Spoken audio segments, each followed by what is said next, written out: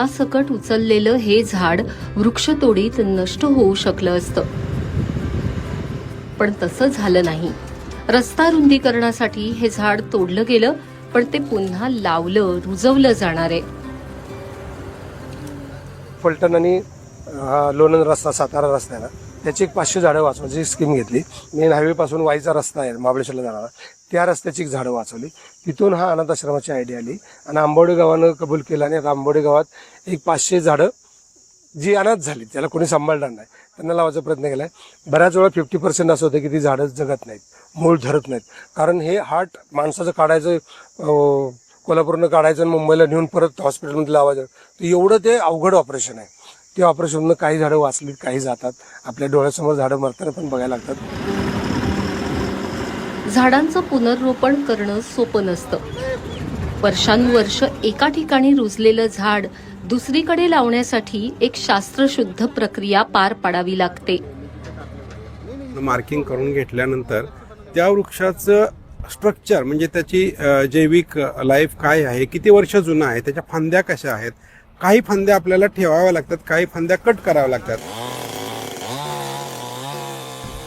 फांद्या ठेवण्याचं कारण असं असतं की त्या झाडाला परत स्प्राउट होण्यासाठी आपण त्याला प्रोत्साहन देत असतो. ब्रांच कटिंग केल्यानंतर आपण त्यांना बोर्डो पेस्ट लावतो. बोर्डो पेस्ट एवढ्यासाठी लावली जाते की जे इव्हॅपोरेशन आहे ते होऊ नये. आपण जर पाहिला रूट बॉल तयार करतो, रूट बॉल म्हणतो काय, ज्या मोठ्या मोठ्या रूट्स आहेत त्यांना आपण कट करतो आणि त्यांना ट्रीटमेंट देतो.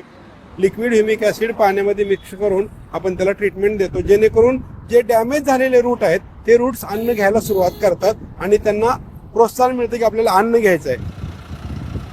ब्रांच कटिंग केल्यामुळं झाडाला माहीत असते की आपल्याला इजा झाल्या, जखम भरून काढण्यासाठी त्याचा इंटेक न्यूट्रिएंटचा जास्त होतो. 5-6 दिवसानंतर त्या रूट्सला मोटिवेट केल्यानंतर अशा प्रकारे आपण ते रूट्स उचलतो, गाडीमध्ये लोड करतो आणि ज्या ठिकाणी प्लांटेशन करणार आहे त्या ठिकाणी आपण त्यांना या ठिकाणी असं इथून स्थलांतर करतो.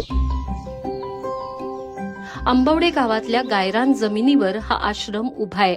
इथल्या बहुतांश झाडांना पालवी फुटलीय. साधारणतः आता 200 पेक्षा जास्त झाडं लावलेले आहेत आणि त्याला जवळजवळ 2.5 महिने झाला हा कालावधी गेलेला आहे. हे झाड जे दिसतंय 2.5 महिन्याच्या पूर्वी लावलेलं आहे आणि 2.5 महिन्यामध्ये हे जवळजवळ 150 वर्षापूर्वीचं झाड, त्याला पालवी दिसते आता तुम्हाला. आणि त्याचं संगोपन गेल्या 1.5 महिना केलेलं आहे. इथून पुढेही त्याचं संगोपन केलं जाईल.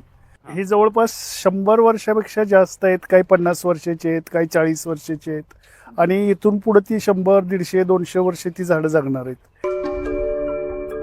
या झाडांची माहिती जपण्यासाठी जिओ टॅगिंग आणि QR कोडचा वापर केला जातो.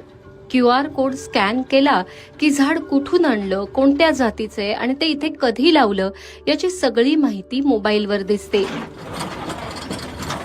यावर्षीच्या जानेवारी महिन्यापासून झाडांच्या आश्रमाचं काम सुरू झालं. या उपक्रमाची कल्पना सयाजी शिंदेंना एका तोडलेल्या झाडामुळे सुचली. परभणीला मी शूटिंगला गेलो होतो, एक झाड कोसळताना बघितलं. मी सगळ्या चॅनलवाल्यांना बोलवलं आणि त्या झाडावर नंबर टाकलं, 149, 147, 100 आणि म्हणलं हे यमानं येऊन नावं टाकायत ना चेहऱ्यावर, उद्या तुम्हाला मारणार, उद्या तुम्हाला मारणार. असं वाटलं मला, तुम्ही सगळी झाडं जाणार. बापरे. ते आपले शेलार म्हणून होते सातारचे, त्यांना बोलावून घेतलं आणि रस्ता रुंदीकरण मोजलं, 400 झाडं वाचली. म्हणलं ही झाडं का घेतली? नाही, ते आमचे कामगार असतात ना, त्यांना आंघोळीला वगैरे पाणी लागतं ना आणि मग ते स्वयंपाकाला पाणी लागतो म्हणून 400 झाडं.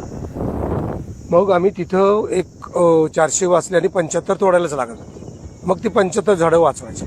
मग कुठल्या गावात अशी करून ते एक 75 झाडं लावली. त्यातून ती संकल्पना आली की जिथं जिथं शक्य होईल तेवढं आपल्या हातनं वाढ. पण रस्त्याची कामं करत असताना जेव्हा वृक्षतोड होते तेव्हा त्यासंबंधी नेमक्या अटी आणि नियम काय असतात? रस्ते विकास करताना, रुंदीकरण करताना जे काही वृक्ष तोडावे लागतात, तर त्यावेळेस वन विभाग जेव्हा परवानगी देतं तेव्हा अशी अट घातली जाते की जे वृक्ष फायकस स्पेसीज आहेत, जसं वड, पिंपळ, पिंपरण, नांदरू, हे ट्रान्सप्लांट करावेत, त्याचं पुनरोपण करावं आणि त्या अनुषंगानं त्याची पूर्तता होईल का नाही याची दक्षता वन विभागाकडून घेतली जात असते. जे सर्वेक्षण होतं तेव्हा कोणते वृक्ष हे त्याचं पुनरोपण होऊ शकतं, तर हे वन विभागाकडून सर्वेक्षणाच्या अंती सुचवलं जातं आणि त्याप्रमाणे त्या कंत्राटदारांना तसं काम करायला सांगितलं जातं.